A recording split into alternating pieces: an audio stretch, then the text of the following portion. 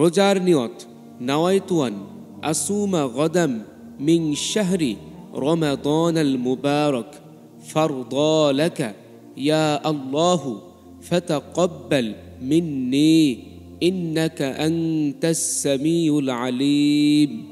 অর্থ, হে আল্লাহ, আমি আগামীকাল পবিত্র রমজানের তোমার পক্ষ থেকে নির্ধারিত ফরজ রোজা রাখার নিয়ত করলাম। তুমি আমার পক্ষ থেকে আমার রোজা তথা পানাহার থেকে বিরত থাকাকে কবুল করো। নিশ্চয় তুমি সর্বশ্রোতা ও সর্বজ্ঞানী। ইফতারের দোয়া বিসমিল্লাহি আল্লাহুম্মা লাকা সুমতু ওয়া আলা রিজকিকা আফতারতু। অর্থ, হে আল্লাহ, আমি তোমারই সন্তুষ্টির জন্য রোজা রেখেছি এবং তোমারই দেয়া রিজিকের মাধ্যমে ইফতার করছি। আবু দাউদ, হাদিস নং 2358।